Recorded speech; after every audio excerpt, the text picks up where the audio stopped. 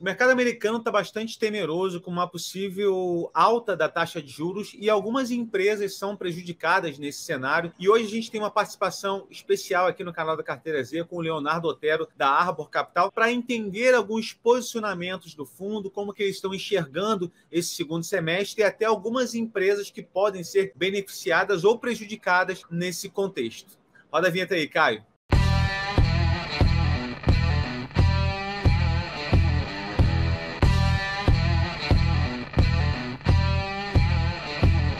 Fala pessoal, sejam muito bem-vindos ao canal da Carteira Z, é um prazer ter a sua audiência aqui conosco. Antes de começar aqui, chamar o Leonardo para a gente entrar no assunto principal da nossa live. Queria pedir desculpa aqui pela nossa discoteca aqui atrás, né? A prefeitura não está fazendo o seu trabalho, mas para chamar o Leonardo Otero aqui da Arbor Capital, né? Como eu falei no início, é uma gestora especializada em investir em empresas com tendências seculares, empresas de tecnologia, tem mostrado um histórico de rentabilidade bastante favorável desde o início. E eu vou pedir para vocês se inscreverem nesse canal aqui, curtir, compartilhar esse vídeo que eu já estava esquecendo. E vou passar já para o Léo para primeiramente dar boa noite. Boa noite, Léo. Boa noite, Zatar. Boa noite, pessoal. É um prazer estar aqui com vocês, falar um pouquinho da Arbor, do fundo e entrar um pouquinho em cenário aí, como que está a nossa carteira. Boa, o prazer é todo nosso. É sempre bom ter gestores mostrando transparência aqui no canal da Carteira Z. Tem uma galera boa que depois da nossa última live entrou no fundo, já tem aplicações e já entendeu um pouquinho sobre a dinâmica. E, Léo, primeiro, cara, eu queria te perguntar, eu acho que não tem como fugir, sempre eu falo isso, mas não é dispensável, falar um pouco sobre a Arbor, né, e a filosofia de investimento dela em si, rapidamente. Claro, não, pô, obrigado. Eu fundei junto com o João Vitor a Arbor em 2014, a gente vai completar 10 anos agora em março de 2024. A gente entende que o nosso fundo é o mais antigo do Brasil dedicado a ações globais, então a gente é uma casa que fica aqui no Rio de Janeiro, a gente administra hoje um pouquinho mais de 300 milhões de reais, estratégia única, todos os sócios fazem parte dos fundos, investem a maior parte nos fundos e são remunerados com base da mesma pool de capital, né? Então todo mundo super alinhado.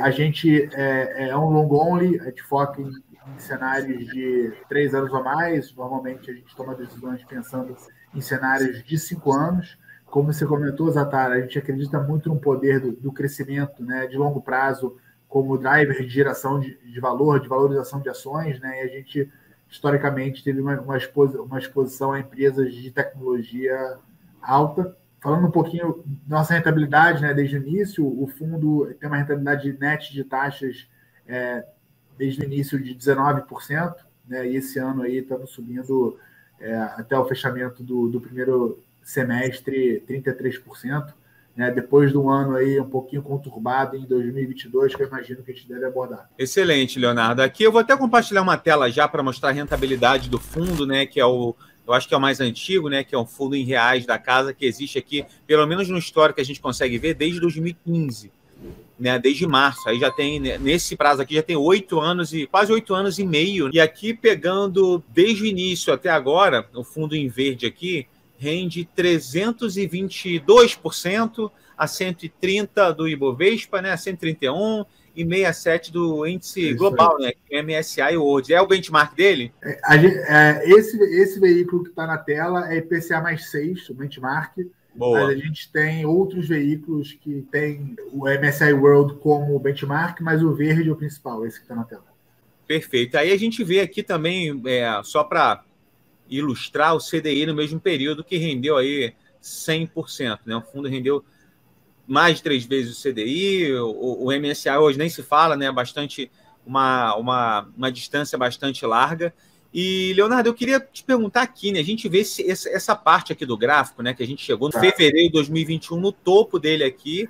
E como você bem falou, né? É um fundo para quem tem paciência, né? É necessário ter paciência para um fundo de ações, um fundo de longo prazo. Aqui a gente vê 2 anos e alguma coisa aqui no drawdown dele, né? Pegando aqui a perda nesse momento, desde 2021. Deixa eu ver quanto é que está.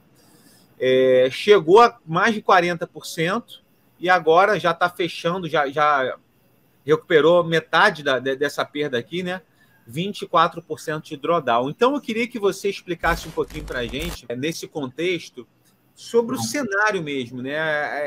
É preocupante as pessoas que às vezes vão... eu quero ter uma exposição num fundo que investe globalmente, mas, se é um fundo que investe globalmente, só que investe em empresas de tecnologia ou tem essa tendência, eu fico preocupado, a pessoa que entende um pouquinho mais, a taxa de juros americana está com a expectativa de subir, isso, em tese, prejudica as empresas que tomam dívida, né? Em especial também empresas de tecnologia. E eu queria que você falasse isso para a gente, para tranquilizar ou não tranquilizar as pessoas sobre esse cenário aqui, 6 meses, um ano, enfim, fala um pouquinho para a gente. Claro, não, eu vou falar assim, até começando explicando um pouquinho lá o comportamento do fundo nos últimos anos, né? A gente teve 2 anos especialmente bons, né? Que foi 2019 e 2020, né? Esses 2 anos de forma acumulada, o fundo subiu, né? 400%, né, bruto, e depois ele teve esse drawdown que você comentou, né? Ele ainda não recuperou o ponto mais alto dele, mas nos últimos 5 anos o fundo sobe mais de 25% ao ano, né? Então, Zé, o que eu diria é que, infelizmente, a gente vai ter momentos de volatilidade, mas eu acho que 2022, já entrando na pergunta de juros, foi especialmente difícil porque foi o maior aumento de juros, né, na velocidade que ocorreu da história da economia americana, né? Lembrar que agora, no momento que a gente grava esse vídeo, o juro americano está em 5,25 e é esperado que vá para 5,50, mas ele veio de zero, né? Então, é um aumento de juros cavalar que qualquer um que tivesse investido em ações nos Estados Unidos, né? Como exemplo, a gente caiu 28% o ano passado, mas a Nasdaq caiu 33%, o S&P caiu 20%, mais ou menos, e esse ano a gente sobe 33%, enquanto o S&P sobe 15%, 16%. Então, eu acho que você resumiu bem. A ideia aqui é pensar o nosso fundo como mais um fundo numa carteira, né? Acho que a gente não sugere para ninguém botar todo o investimento, todo o patrimônio no fundo, né? Só quem faz isso sou eu, porque eu acredito e estou aqui no dia a dia, e ver como um componente adicional de diversificação, né? Eu acho que quando você bota o nosso fundo numa carteira com vários outros fundos muito legais aí que vocês indicam, ele compõe, ele ajuda, né? Mas eu encorajo as pessoas a investir aos poucos, né? Acho que o cliente ideal para a gente é o cliente que começa pequeno e vai aumentando quando o fundo cai, né? Eu sei que é mais difícil fazer do que falar, mas eu acho que o comportamento, eu acho que para pensar nosso fundo é um fundo volátil, que de longo prazo e que você deveria... Cara, a gente se mede em 3, 5 anos, então a gente gostaria que nossos clientes também medissem a gente nessas janelas um pouco mais longas. Excelente. E eu queria que você falasse para a gente como é que está desenhada a carteira do fundo para os próximos meses, ou até algumas oportunidades que vocês vislumbram, né? Como eu falei, que tem muita empresa que o fundo tem tendência a investir, que pode estar num momento difícil. É óbvio que tem que olhar 3, 5 anos, mas só para entender como é que está estruturada a carteira, se você quiser falar algum nome de alguma empresa, sei lá, super descontada na visão de vocês. A gente é um fundo global, mas que historicamente investiu entre 10% e 15% no Brasil, tá? Então a gente tem um mandato e gosta, quando vê a oportunidade de fazer um investimento que a gente chama de Special Situations do Brasil. Falando um pouquinho da carteira, a gente costuma ter 85% do capital em negócios super sólidos, com visão de longo prazo, previsíveis, né? O que a gente chama de compounders, né? Para dar alguns nomes, nessa parte do portfólio, a gente tem a ação da Microsoft, que é o maior investimento do fundo, a gente tem a ação da Visa, a gente tem a ação da Mastercard, a gente tem a ação da Amazon, a gente tem a ação da TSMC, que é aquela empresa de chip de Taiwan. São todos negócios de 300, 400, 500, 2 trilhões de dólares de valor de mercado. Então, a mensagem que eu quero passar aqui é que são negócios super comprovados, que não tem nenhum risco de grande perda de capital, né? Falando agora um pouquinho de coisas que a gente acha que está super descontado, hoje, a ação que a gente tem na carteira, que não é uma das maiores, mas é que a gente vê o maior potencial de upside no Brasil, e é a ação do Banco Inter. A gente acha que caiu demais, né? A ação caiu mais de 90%.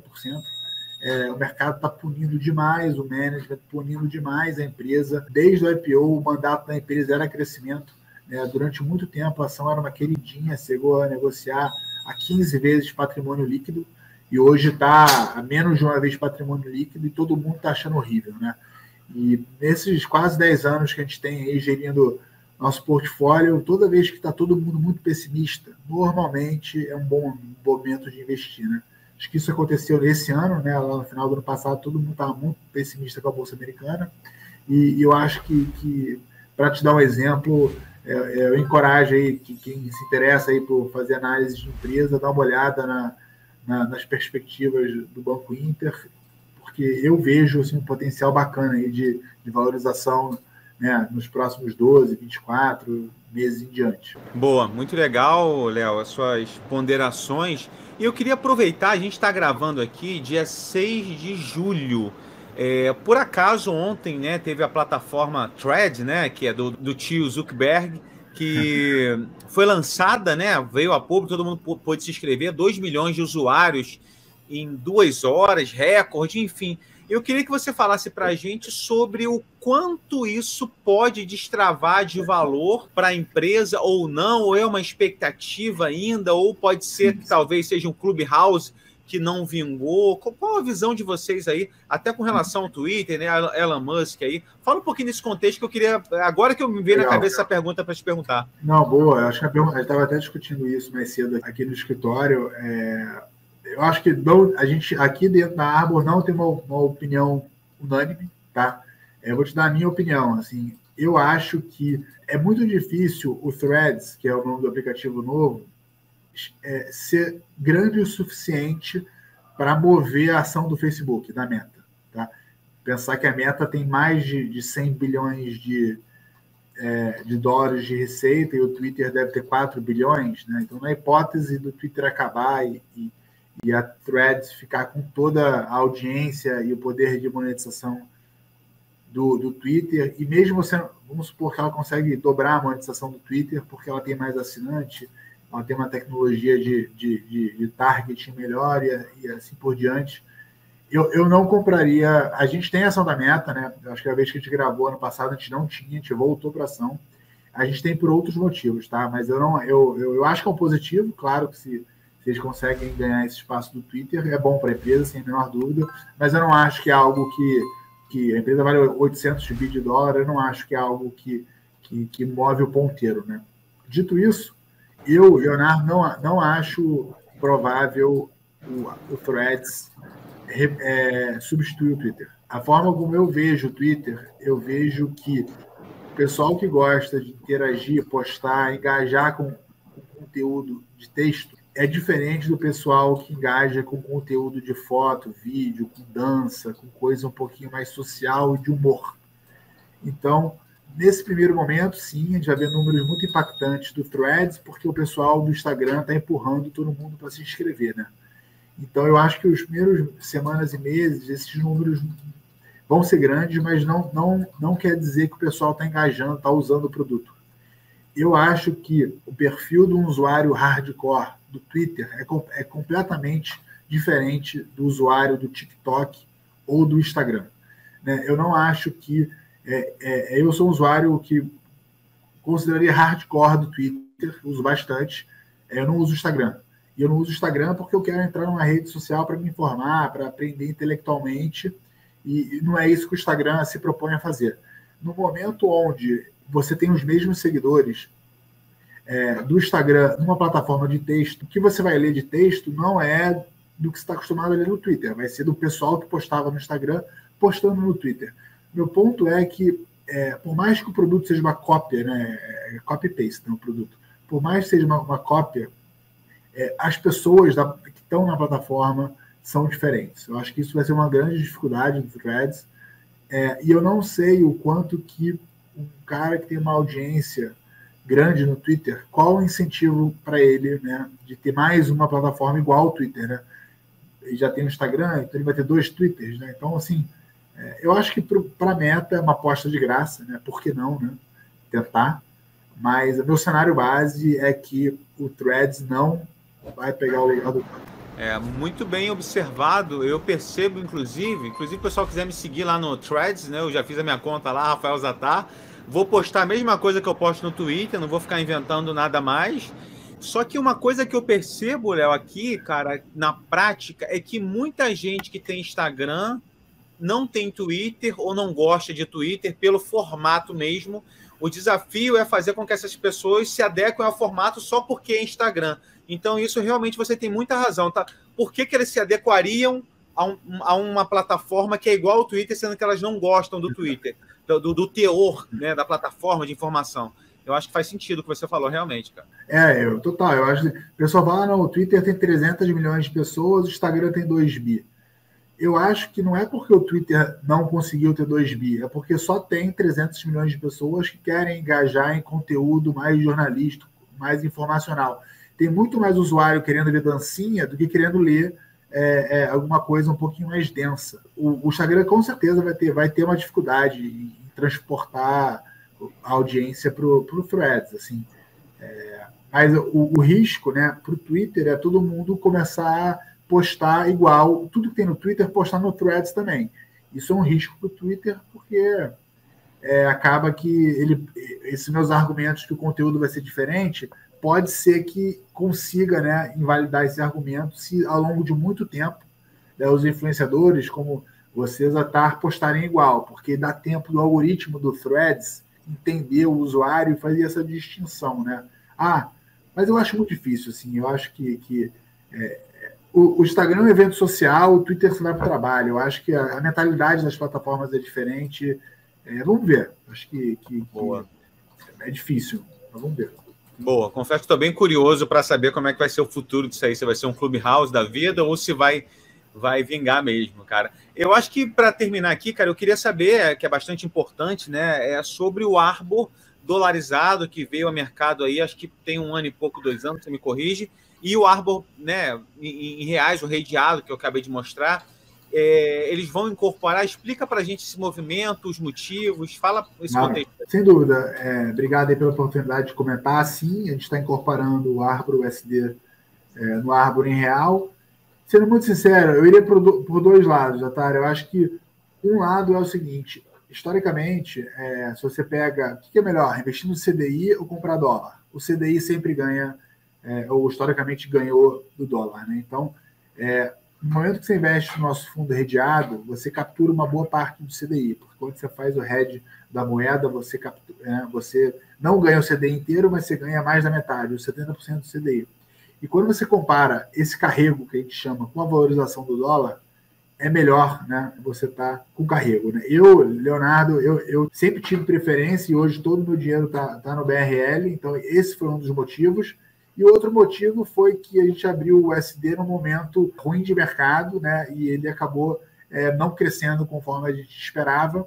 Então a gente ficou com um fundo principal muito maior do que um fundo em dólar, onde os clientes que estão nesse fundo em dólar, além de eu achar que eles vão ter um retorno melhor em função do argumento que eu dei, eles vão ter uma otimização de custo também, porque o fundo acaba tendo um pouquinho de custo, né? Do ponto de vista de diversificação de carteira, por mais que você não tenha o dólar no fundo redeado, só o fato de você estar investindo em outro país, em outras empresas, se você coloca dentro de uma carteira de ativos brasileiros, o nosso fundo redeado ele continua sendo um baita componente de diversificação. Então, para o pessoal que gostava do componente de diversificação, você não está perdendo ele continuando, né, no fundo redeado. Boa, bem observado, que as pessoas às vezes pensam assim, Léo, eu vou ter ali, sei lá, 10% da carteira dolarizada, né, não redeada, e, sei lá, algum outro percentual em real, mas também talvez investindo no exterior. Seria o caso dessa caixa, né?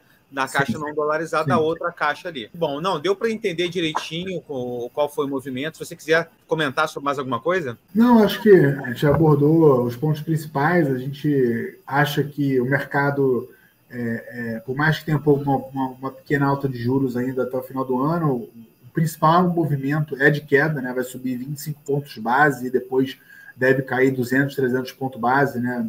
Falando dos juros americanos, né? Então, eu acho que é um momento bom para investir no fundo, e não é comum, como o ano passado, onde o juros sobe tanto, né? Então, encorajo aí a todo mundo a me seguir no Twitter, Leonardo Otero. A gente tem um canal de YouTube onde trimestralmente a gente faz nosso call de resultado. Então, quem quiser mais informação, por que caiu nesse trimestre, subiu naquele trimestre, você entra no nosso YouTube, a gente vai ter explicado lá. Eu acho que uma forma de você ganhar confiança num fundo é ganhar confiança que o gestor está fazendo o que ele falou, né? Então, da mesma forma que a gente estuda as empresas, eu encorajo aí o pessoal a estudar e acompanhar nosso fundo. Perfeito. Leonardo, cara, muito obrigado por essa elucidação do fundo, sobre o cenário, né? Sobre a questão ali do Threads, né? Que é a plataforma que o pessoal pediu para perguntar também. Queria agradecer a sua presença. Em breve vou aí na Arbor aí para tomar aquele café e pedir para o pessoal também curtir aqui o vídeo, compartilhar, que é muito importante que essa informação chegue à maior quantidade de pessoas possíveis. Mais uma vez, Leonardo, obrigado, grande abraço e até a próxima.